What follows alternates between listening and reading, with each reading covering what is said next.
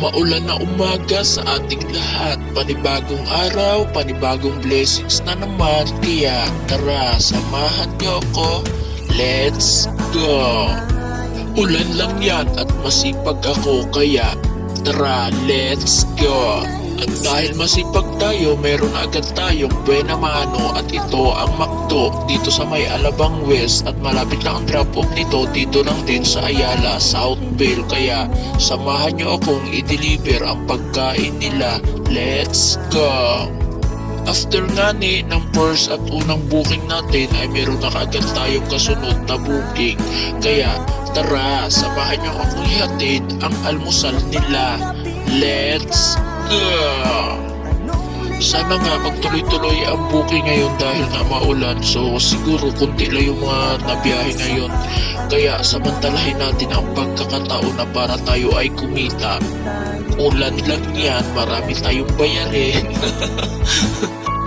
Paalala po sa lahat ng nabiyahe ngayon, mag-ingat po kayo at madulas ang daan. Slowly but surely lang tayo, okay? Pagkatapos ko nga ma-drop ang McDonald's at almusal nila ay ito naman ang kasunod na ating tatrabahuhin. McDo ulit. Ay, hindi pa na McDo. Jollibee pala. Pag ganito talagang maulan suki talaga yung mga fast food dahil karamihan sa ating mga kababayan tamad na magluto.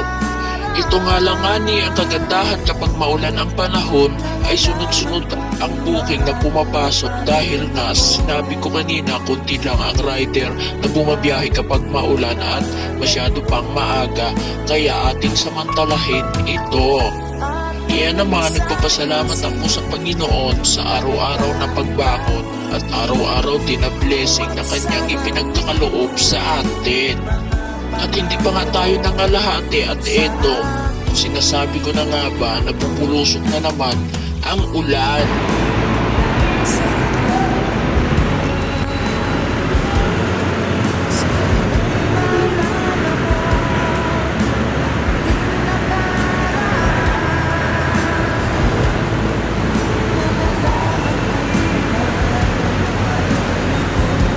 Kaya tambay, malala na naman tayo nito dito sa ilalim ng tulay. Tara, let's tambay! Itong tumila nga ang ulan, ito hindi naman nagtagal at pinasukan tayo ng tatrabahuhin dito sa may Festival Mall, SNR Pizza. Ang mahirap nito kung paano natin siya dadalahin dahil malapad yung pizza guys, tapos umuulan pa. Pero okay lang yan, magagawa natin ang paraan yan, hihingi na lang tayo ng plastic. Pagkatapos ko nga ma-drop ang pizza, eto kumain muna at medyo tanghali na. Kaya tara, let's go! Samahan niyo ako sa aking tanghalian. Nakaw ka boy, ito yung ulam ko. Kakain tayo. Let's go!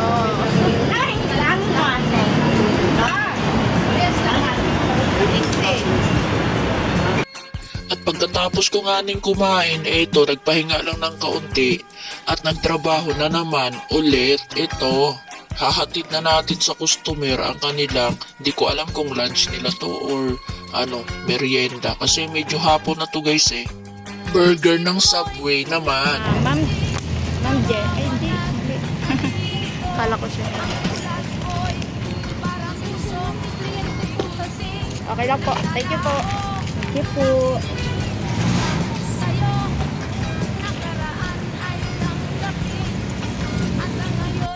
While waiting, tignan nyo naman si Tomboy guys. Papogi yan. Papogi, oo. Hindi ka naman pogi. Kung ano-ano yung naiisip mong gawin dyan, tara na nga, samahan na nga ulit ako. Ihatid na natin ang order nila. Kaya, tara na, let's go! Bali pang 8 booking ko na nga to guys kasi nga hindi naman marami sanang booking pero syempre pahinto-hinto din naman tayo gawa nga sa ulan. Ang ginagawa ko lang kasi kapag umulan hinto tapos pag wala ng ulan online ulit, kaya ayan kahit pa paano nagkakaroon pa rin naman tayo ng booking. So bali hindi ako nagkakaroon ng planner guys kasi nga hindi ako nakakakuha ng planner. Hindi ko nga alam kasi ang lumalabas sa akin ba naman boundary ng Cavite, boundary ng Laguna. So diba napakalayo ang laki ng Laguna, ang laki ng Cavite. Kaya hindi ako kumukuha ng booking. Kung naman yung mga lumalabas sa slot ko Metro Manila, ganun, wala siyang Alabang, Las Piñas, Parañaque, wala. Ang lumalabas boundary ng Bulacan, mga ganun. So, diba, ang layo naman nun sa area ko, kaya hindi na ako nagpa-planner. Ang kagandahan naman kapag may planner, nakakalayo ka nga. Tapos, kumbaga, salat mo lahat ng booking, kahit saang area ka man mapadpad. Wag lang sa area na matumal. Kapag napadpad ka sa area ng Makati, Mandaluyong, BGC, ayan guys, walang tumal sa booking dyan. Kaso ngayong araw, hindi ako lumayo, gawa nga na umuulan, masama yung panahon at hindi natin alam kung saan yung mga area na baha talaga. Tulad nitong guys, hawak-hawak ko documents guys, 'di ba? Yan, galing lang dito yan saan ko ba na pick up to dito sa may Alabang, tapos Makati lang siya sa may Bill Air Makati. So nagkakahalaga na siya ng 300 mahigit. Yan na yung pinaka long ride ko mula Alabang hanggang Makati. Sana wag lang sanang umulan, no? Tara, hatid na natin siya. 3 days. Siyempre, mo na pilot yan. Si Dayan o dito. O, Tindoy!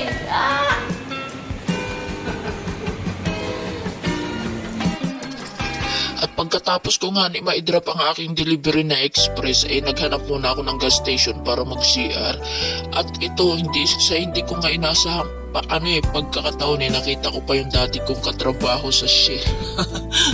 After ko nga mag-CR, nagtrabaho ulit tayo at hindi naman nagtagal nga at pinasukan niya tayo ng booking dito sa loob ng Festival Mall sa Alabang. Dahil pagka galing ko nga ng Makati, hindi na ako nagtagal doon kasi nga umuulan, bumalik na ako dito.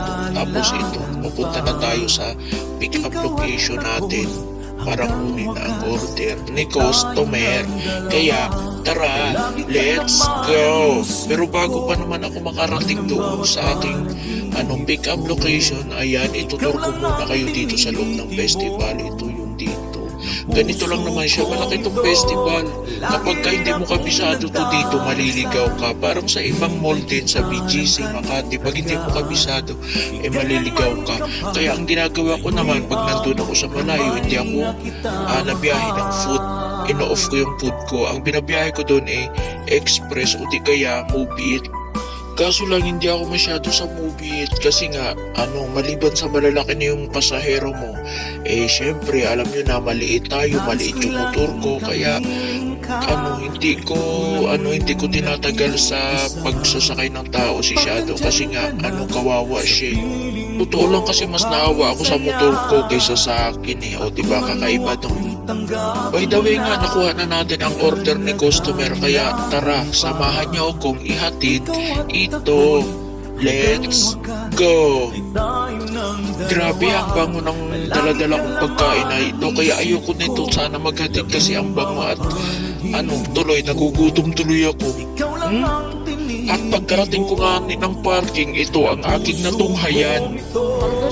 Lagi rin akong nagdarasal, hintay kita ng kaibigan, bigay ng may kapal.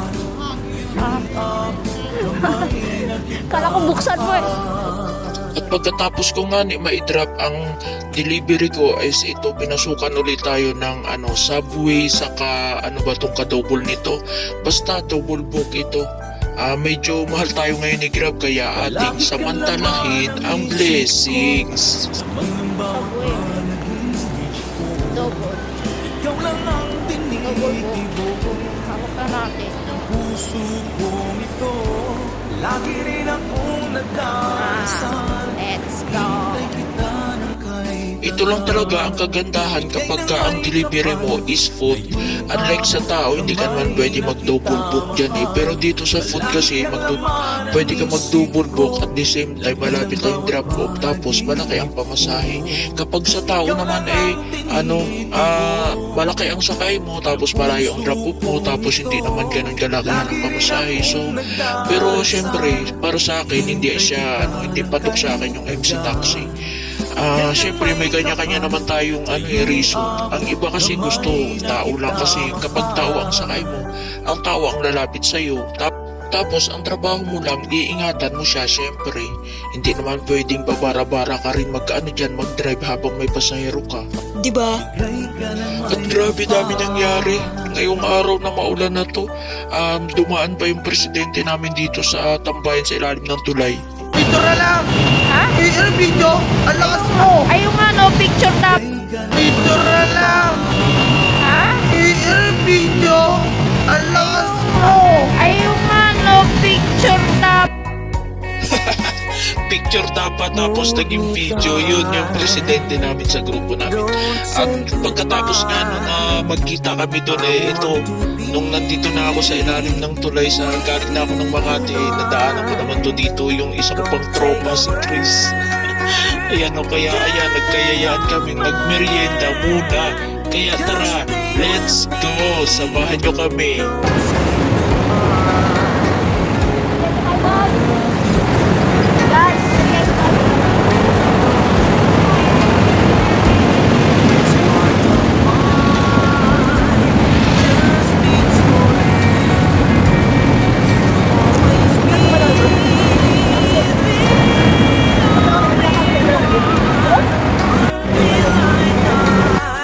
Siyempre, pagkatapos namin magmerienda, nag-video muna ako. Sandali lang naman. Tapos, umalis na rin kami papunta ng sukat. Kaya, tara na. Let's go! Diba, ang bilis lang namin makarating dito. Sa sukat tayo ngayon guys. Ito. Tambayan.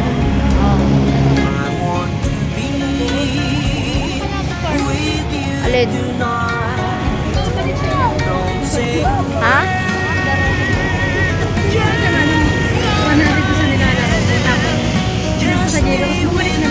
Bakit?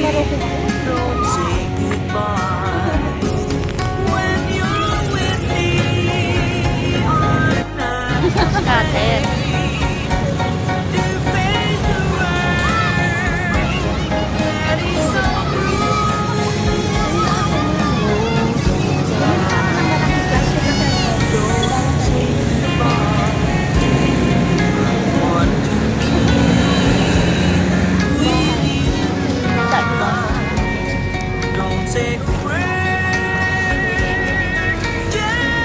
Dahil hapon na nga, itigil na natin tong kalukuhan na to.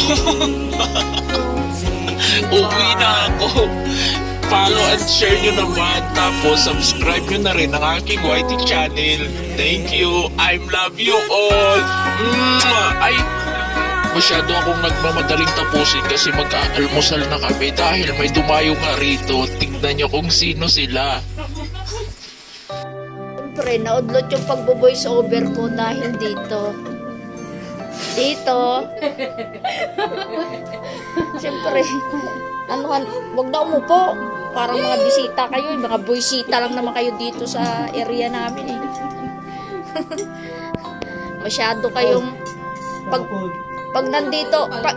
nandito pa naman sila mga pabebe, paasikaso, lalo na to. Mamaya, babakbak ko sa Marikina.